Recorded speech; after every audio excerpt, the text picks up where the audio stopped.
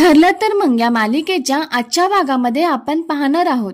सायली ही दिवाळी असल्यामुळे सर्व घराची सजावट करून दिवे लावत असते, पण तिचं लक्ष मात्र काही लागत नाही, कारण तिला आता मधुभाऊंना भेटायचं असतं.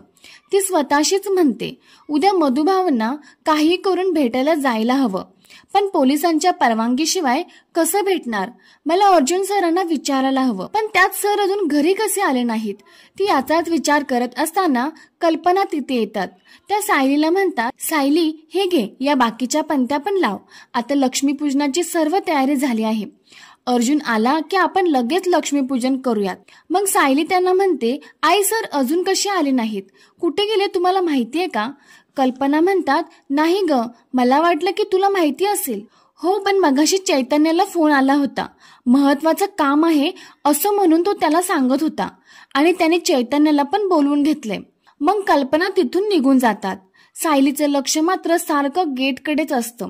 ती अर्जुन येण्याची वाट बघत असते, आणि तेवढ्यातच या समोर अर्जुन आणि चैतन्य मधुभाऊंना घेऊन येताना तिला दिसतात. ती आनंदाने नुसती बघतच राहते.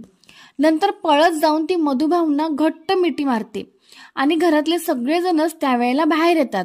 घरातले सगळेजण हे बघून खूप खुश होतात. सायलीचे तर अश्रू थांबता थांबत नव्हते. इकडे नागराज ह्या टेन्शनमध्ये बसलेला असतो. तो विचार करतो की हा मधुकर पाटील आता बाहेर आला म्हणजे अर्जुनला आता साक्षीनेच खून केलाय हे प्रूफ करायला काही वेळ लागणार नाही. शिवाय प्रिया तन्वी आहे हे जर पाटलाला कळलं तर मला सगळं सोडून पळून जायला लागेल. तेवढ्यातच तिथे सुमन येते. ती म्हणते, काय हो तुम्ही अजून आवरला नाही? आवरा पटापटा. या वर्षाची दिवाळी किती खास आहे. आज प्रतिमा वहिनी एवढ्या वर्षांनी आपल्या सोबत असणार आहेत. किती आनंदाचे दिवस असणार आहेत हे. पण नागराज चिडून म्हणतो, पण वहिनीला तर काही आठवतच नाही. आपण सगळे सांगतो तेवढंच ती ऐकते. तिला जर आठवलं असतं तर आपण आनंदाने साजरी केली असती ना दिवाळी. तेवढ्यातच रविराज देखील तिथे येतात. ते प्रतिमाला सांगतात, मी तन्वीसाठी नवीन कपडे आणलेत, तूच तिला दे. पण कुसुम म्हणते ती खोलीतून बाहेरच आली नाही अजून, तिचा मूड ठीक नाहीये. तेव्हा रविराज चिडून म्हणतात, मी माझा मूड ठीक केलाय ना, दिवाळी आहे म्हणून तिच्या सगळ्या चुका मी पोटात घातल्या, मग तिला नीट वागायला काय होतंय? प्रतिमा रविराजांना शांत करते आणि सुमनला सांगते की तू तन्वीला आवाज दे, मला एवढ्या मोठ्याने नाही बोलता येणार. मग सुमन तन्वीला आवाज देते. तन्वी खाली येऊन म्हणते, काय झालं काकी, कशाला हाका मारतेस? प्रतिमा म्हणते, तन्वी तुझ्या बाबांनी तुझ्यासाठी नवीन कपडे आणलेत. तन्वी ॲटिट्यूड मध्येच म्हणते, कशाला? ते नवीन कपडे घालून मी कुठे मिरवायला जाऊ? इथे तोंड दाखवायची चोरी झालीये. नागराशीला म्हणतात, एवढं काही झालेलं नाहीये, तन्वी शांत रहा. प्रिया म्हणते, मी माझी चूक आधीच कबूल केलीये, आता मी कशी दिवाळी साजरी करू?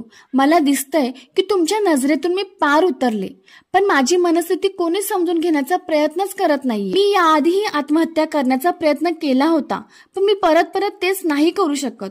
म्हणून मी ठरवले की ही दिवाळी मी साजरी करणार नाही, पण तुम्ही आनंदाने साजरी करा. आणि ती रडतच रूममध्ये जाते. रविराज यांना काय बोलावे तेच कळत नाही. नागराज त्यांना म्हणतो, दादा काळजी करू नको, मी बोलतो तिच्याशी, पण ही दिवाळी आपण आनंदाने साजरी करू. इकडे घरी मधुभाऊ आल्यामुळे सायली ही खूप इमोशनल झालेली असते. ती म्हणते, मधुभाऊ तुम्ही मला असे परत कधी भेटाल ही आशाच संपली होती. डोळ्यासमोर फक्त अंधार होता. मधुभाऊ तिला म्हणतात, तुझ्या पाठीशी तुझा नवरा उभा असताना तुझ्या डोळ्यासमोर अंधार कसा असेल? जावई बापूंनी मला दिलेला शब्द पाळला, त्यांनी मला त्या तुरुंगातून बाहेर काढलं. त्यानंतर सायली अर्जुनकडे जाते. अर्जुन तिला म्हणतो, तुम्हाला वाटतं तितका वाईट नाहीये मी. सायली आणि अर्जुन दोघेही इमोशनल झालेले असतात. अर्जुन त्याचे कान धरतो. तेव्हा सायली ही पटकन अर्जुनला मिठी मारते आणि रडू लागते. अर्जुन पण खूप खुश होतो आणि घरातल्या सगळ्यांना हे बघून खूप आनंद होतो. पण अस्मिताचा हे सर्व बघून खूप तिळमिळाट झालेला असतो. तिला हे सर्व आवडत नाही. ती तोंड वाकडं करून म्हणते, या थेरड्यासाठी अश्रू काय काढायचे? सायली तर सायली, पण मॉम आणि डॅडना पण यांचाच पुळका आलाय.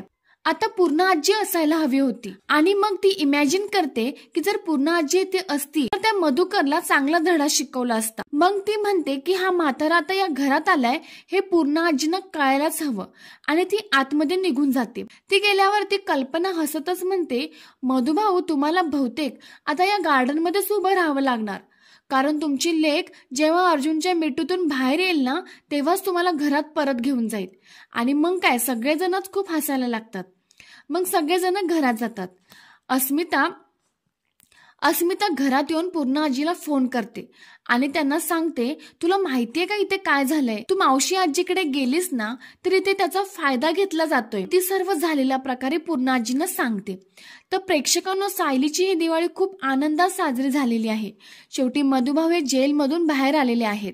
तर प्रेक्षकांनो, व्हिडिओ आवडला असेल तर व्हिडिओला लाईक नक्की करा आणि या सिरियलची अशीच पुढची अपडेट बघण्यासाठी चॅनलला सबस्क्राईब नक्की करा.